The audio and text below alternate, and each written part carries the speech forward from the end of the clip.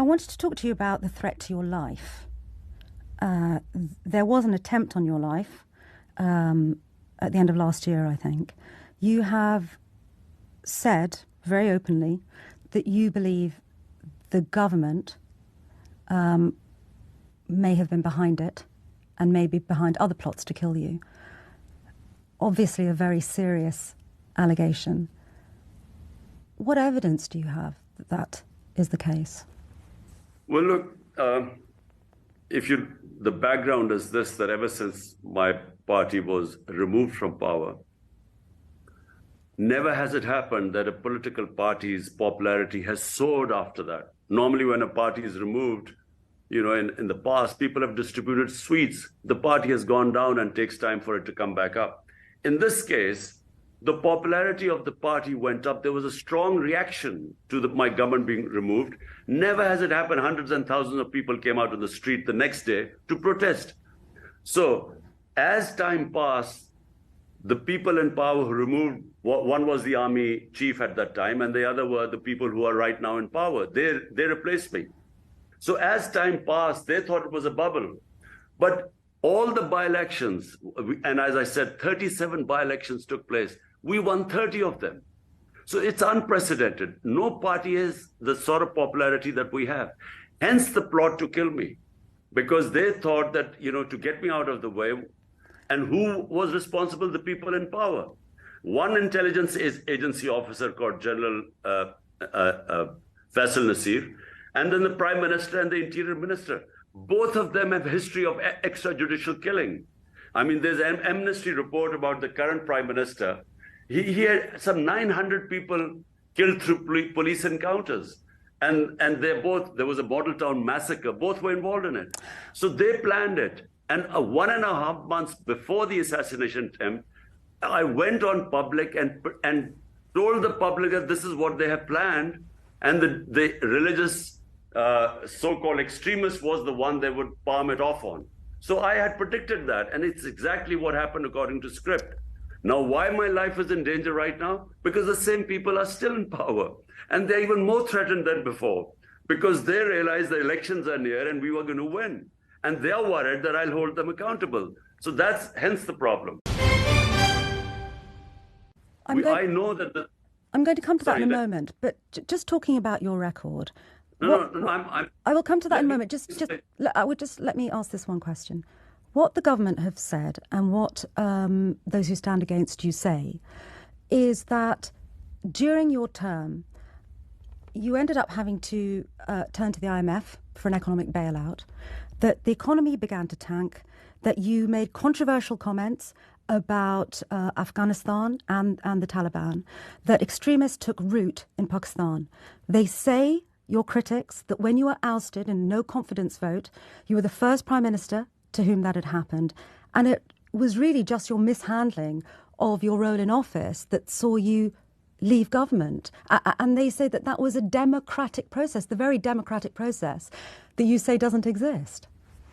Look, first of all, to answer, I was just about to answer your question.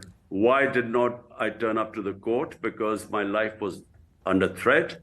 And the court, the particular court where I was supposed to turn up, there've already been 2 terrorist attacks there, and judges and lawyers have been killed. And my security team said that there's no way you can go there because no one can secure you. So we had asked to shift the premise to another court of law. And when it was done, I did appear. So this is a fallacy that I did not appear in any court of law. As I said, I have 140 cases, and I keep appearing in different courts. Now, when my government was removed in April last year, if you look at the economic survey of Pakistan, which surveys the economy, it's an annual report. It was the best economic performance of a team in the last 17 years. It overshot all its targets. So whether it was exports, remittances, tax collection, industrial growth, the growth rate was 6%, which is one of the highest in our history. So to say that the economic performance was bad is ridiculous, because all you have to do is look at the economic survey. And so it was an outstanding performance. But you did need a bailout from the IMF. No.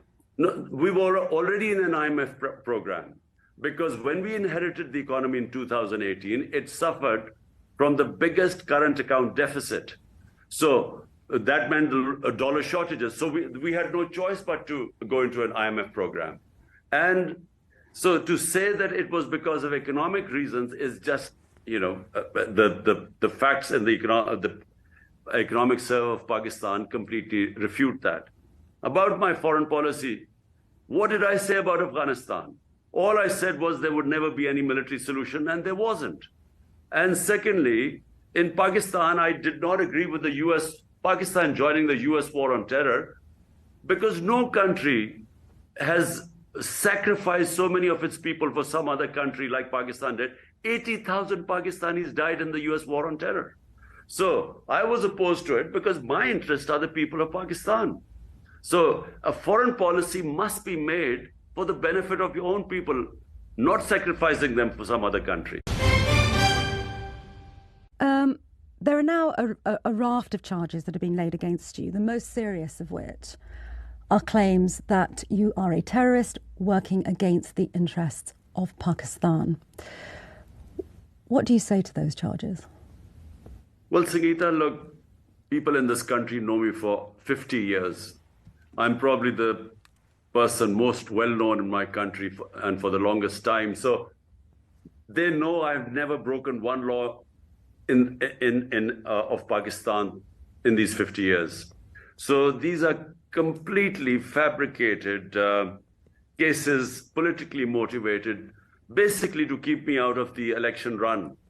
We have elections coming up, and so far out of the 37 by-elections, my party has won 30 in the last few months.